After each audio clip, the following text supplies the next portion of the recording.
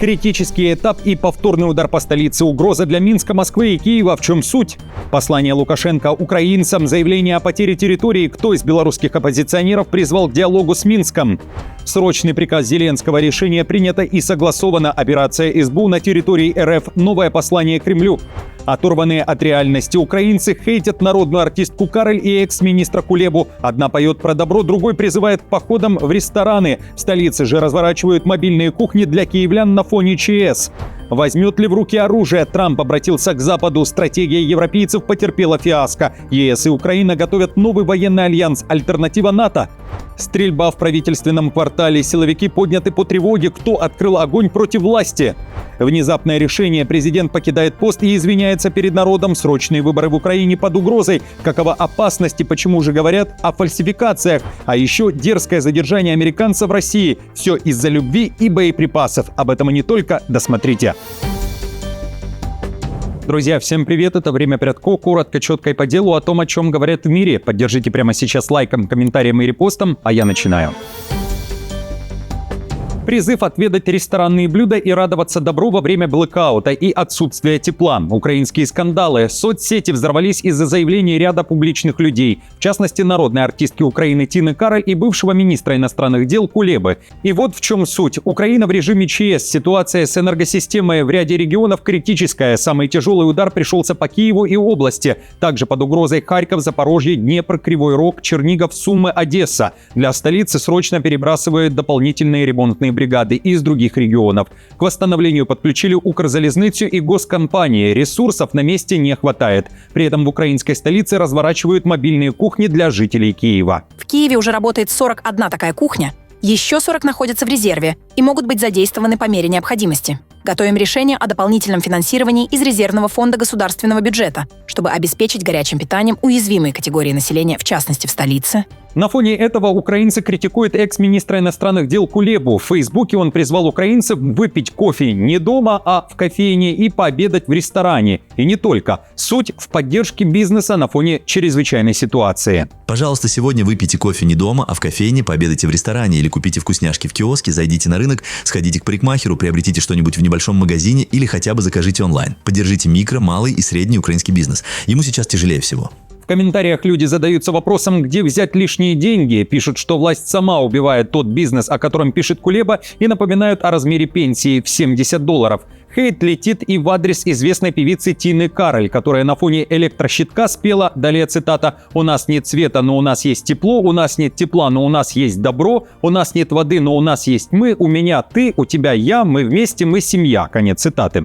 Украинцы считают, что Кароль не до конца осознает, что происходит в стране, а также уверены, что песня – это заказ от власти. Певица заявила об информационной кампании против нее, а песня не нова. Холодно, неприятно и грустно. Абсолютно всем одинаково. Посыл о человеческом тепле. Да, у меня есть генератор, и я заправляю его за свои собственные деньги, и это дорого. Так же, как и всем, мы боремся с кризисом. Все комментарии о том, что песня заказана властью – полная ерунда. Всех ботов. Мы вас видим. Откуда растут ноги у атаки? Мы тоже видим. Кусочек туда, кусочек сюда. Лукашенко заявляет, что вопрос перемирия Москвы и Киева не должен сводиться к переделу территорий. Украинцы, проживающие на подконтрольных России землях, должны сами определиться, с кем они останутся – с Путиным или Зеленским. Также в Минске предупреждают, Трамп может сменить приоритеты и внезапно забыть об Украине и отвернуться в сторону Ирана, Йемена или Тайваня. Лукашенко обратился к украинцам и заявил, что никто, кроме Минска и Москвы, не поможет Киеву в послевоенное время. Надо понимать украинцам не в том, что там кусочек туда, кусочек сюда этой территории. Все это понятно, это болезненно для любой страны. Но люди разберутся, где им жить. Не земля все решает. Да, люди разберутся, они определятся. Если с Россией им будет удобно, как в Крым и другие, они будут жить. Будут жить в России и понимать, что кто-то им больше может помочь, как сейчас, даже в трудные времена Россия там работает. Если в Украине, никто их не удержит, никто. Европе следует наладить диалог с Лукашенко. Это мнение белорусской оппозиционерки Колесниковой, которая не так давно вышла на свободу из тюрьмы. В первом интервью после освобождения, пишет Financial Times, она призвала европейцев искать сближение с Лукашенко, поскольку чем сильнее изоляция Беларуси от Европы, тем больше Минск тянет к Москве. Она утверждает, что Лукашенко прагматичен.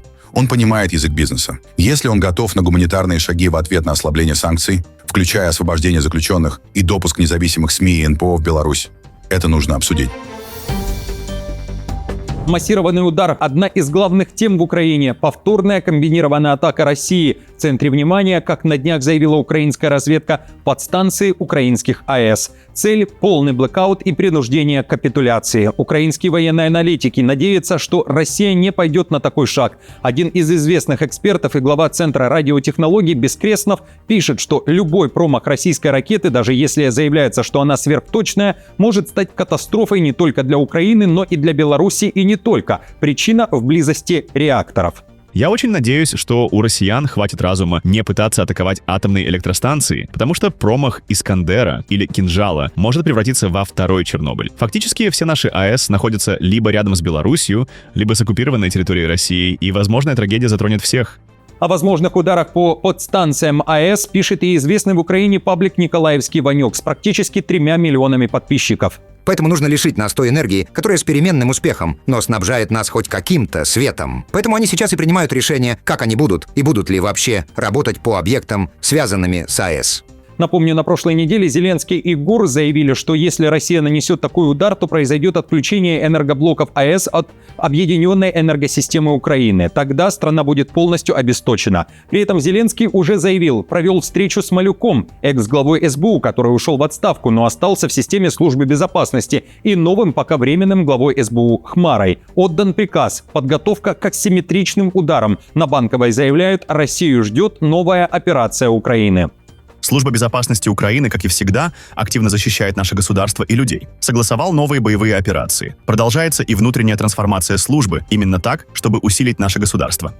Уже в ночь на 20 января появились первые сообщения о массовом запуске ударных дронов. Мониторинговые каналы предупредили, главная цель – Киев и область, но также и объекты в других регионах Украины. Дальше в ход пошли «Искандеры», сразу несколько баллистических ракет и также на столицу. После этого фиксировались перебои со светом. Сообщалось об ударах по ключевым ТЭЦ. Кроме того, по данным украинских СМИ, Россия подняла в небо стратегическую авиацию. На момент записи выпуска это и вся информация об этой атаке. Стратегический шаг ради теплых отношений. Трамп зовет Путина и Лукашенко в Совет мира по Газе. Вашингтон рассылает приглашение лидерам десятков стран. В списке Россия и Беларусь. Москва и Минск уже прокомментировали события. В Кремле заявили, предложения изучают и хотят прояснить нюансы. В Минске реакция куда теплее. Лукашенко воспринял инициативу положительно и готов участвовать. Совет мира должен заняться урегулированием ситуации в секторе Газа и, возможно, других конфликтов. Трамп планирует лично возглавить новую международную структуру, и по данным СМИ в списке приглашенных Орбан, Токаев, лидеры Турции, Канады, стран ЕС, глава Еврокомиссии и не только. Всего, по данным СМИ, приглашения получили около 60 стран. Совет мира, как пишет западная пресса, это альтернатива ООН. Это предложение, по всей видимости, указывает на стремление Трампа сохранить теплые отношения с Путиным, несмотря на то, что вторжение России в Украину приближается к 4-й годовщине. А Москва жестко ведет переговоры по поддерживаемому США мирному плану. План провален. Стратегия умиротворения Трампа, которой пользовались европейцы, потерпела фиаско. Эскалация вокруг Гренландии полностью разрушила прежний подход Европы к США. И чтобы избежать самых негативных последствий, ЕС необходимо начать сопротивляться. Об этом говорится в материале Financial Times. Планы на Всемирный экономический форум в Давосе, который стартовал накануне и где ждут визит Трампа, тоже рушатся. Еще несколько дней назад в Швейцарии собирались говорить об Украине. Теперь главная тема – Гренландия и недоверие к Трампу, говорится в материале. Лидеры ЕС и их делегации, которые должны встретиться с Трампом и американскими чиновниками на Всемирном экономическом форуме в Давосе, срочно переписывают свои материалы по Украине, заменяя их тем, что один высокопоставленный дипломат назвал кнутами и пряниками, мерами ответного давления и предложениями по деэскалации. Как можно сесть за стол с этим человеком и обсуждать его гарантии безопасности для Украины, добавил дипломат. И все же без Украины не обойдется. Американский мирный план на повестке. Делегация США, Уитков и Кушнер проведут переговоры в Швейцарии со спецпосланником Путина Дмитриевым. Специальный посланник президента России Владимира Путина Кирилл Дмитриев также прибудет в Давос и проведет встречи с членами американской делегации, сообщили два источника, знакомых с визитом на условиях анонимности. Не пересекаться с американцами в Давосе решили представители Дании. Причина, опять же, Гренландия. Организаторы форума уверяют, представители датского правительства были приглашены в этом году, однако решение об участии каждая страна принимает самостоятельно. И из Копенгагена поступил четкий сигнал – бойкот Трампу, пишет Bloomberg. Китай также отвечает Трампу резко, коротко и понятно. Заявление американского президента не относятся к планам Китая. Китай неоднократно заявлял о своей позиции по вопросу, связанному с островом Гренландия, и призвал Соединенные Штаты прекратить использовать так называемую «китайскую угрозу» в качестве предлога для преследования своих собственных интересов, заявил в понедельник официальный представитель МИД КНР Го Цзикунь.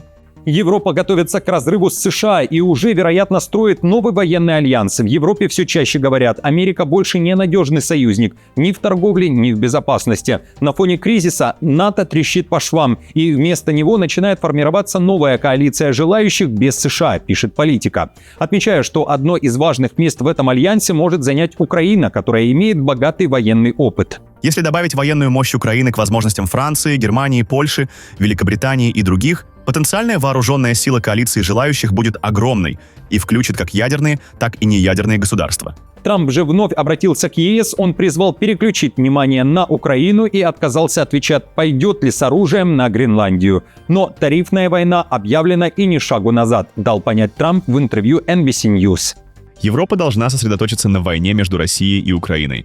Потому что, честно говоря, посмотрите, к чему это их привело, сказал Трамп. Вот на чем Европе следует сосредоточиться, не на Гренландии.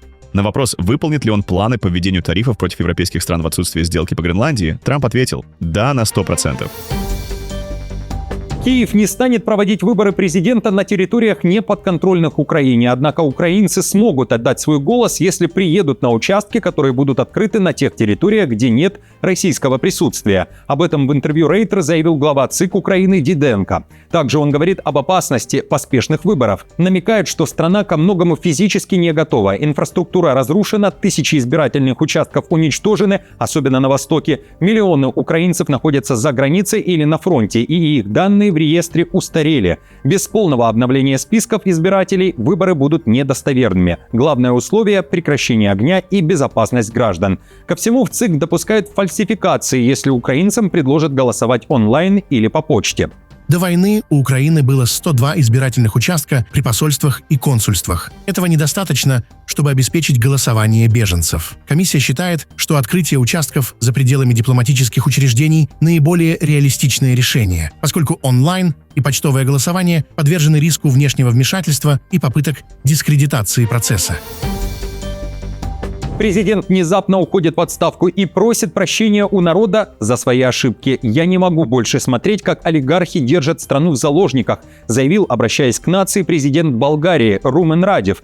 По его словам, правительство окончательно стерло грань между коррупционерами и борцами с коррупцией. Заявление об увольнении Радев пообещал подать сегодня, 20 января. Документ рассмотрит Конституционный суд, и как только отставку примут, функции главы государства будет выполнять вице-президент Ильяна Йотова.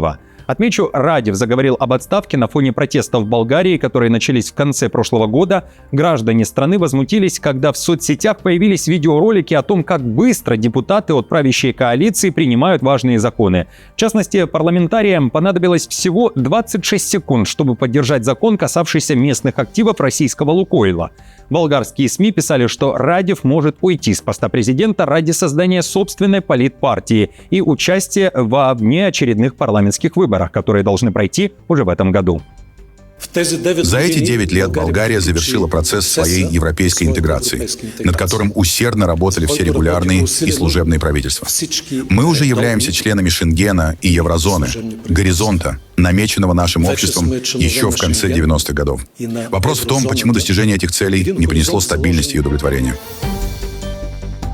Стрельба в правительственном квартале, атака в городадминистрации, 2 погибших, ранен мэр и еще 5 человек. Нападавший открыл огонь в здании мэрии чешского города Хршипска. Как заявили в полиции, стрелка ликвидировали. У него было 3 вида незаконного оружия, однако глава полиции исключил террористический или экстремистский подтекст. Все указывает на мотив, связанный с личными отношениями, говорят правоохранители. Свидетели этого ЧП рассказывают, что стрелявший мужчина якобы употреблял запрещенные вещества. Глава МВД Чехии подтвердил ранение мэра города Яна Махача и гибель женщины. Правительственные здания и парламент заминированы. Угрозы взорвать бомбы прозвучали в столице Литвы Вильнюсе. Как сообщают местные СМИ, накануне Вильнюсский участковый суд получил электронное письмо, в котором сообщалось, что в городе якобы заминированы 7 зданий. Среди них 7 Генпрокуратура и Министерство внутренних дел. В послании неизвестные обвиняют власти во лжи и упоминают имя Альгердаса Палецкиса, бывшего литовского оппозиционера, которого признали виновным в шпионаже в пользу России. Из-за ваших мерзких поступков, вашей лжи, обмана и введения общества в заблуждение, я даю свое слово. Если хотя бы одно из этих писем не будет ежедневно обнародоваться, каждый день будет приводиться в действие взрывное устройство. Вы ответите перед обществом за то, какие вы лжецы. С момента отправки этого письма работа этих учреждений должна быть приостановлена, говорится в письме. Полиция экстренно выехала по всем адресам и начала проверки. Источник писем пока не установлен. Ранее в соцсетях распространялись угрозы о возможных терактах в разных литовских школах. Проанализировав все сообщения, правоохранители Литвы заявили, что информация фейковая. Американец целый год плыл на яхте к возлюбленной россиянке в Казань, а угодил в российскую тюрьму. Суд приговорил гражданина США к 5 годам колонии общего режима за хранение оружия и боеприпасов, которые пограничники обнаружили на яхте путешественника. Эта романтично-криминальная история началась в июле 2024 года. Тогда американец Чарльз Уэйн Зиммерман ради встречи с любимой переплыл Атлантический океан, Средиземное море и добрался до морпорта Сочи. На границе российские таможенники обнаружили на яхте мужчины огнестрельное оружие и боеприпасы. Зиммермана задержали и отправили в СИЗО. Как сообщает пресс-служба, иностранец полностью признал вину, но при этом заявил, что взял на борт оружие для самообороны. О том, что его нельзя ввозить в Россию, говорит американец, он не знал. Приговор уже вступил в силу. Друзья, спасибо вам большое за просмотр и что каждый день со мной. Хорошего дня. Не забудьте поддержать меня лайком, подпиской и комментарием. До встречи уже завтра.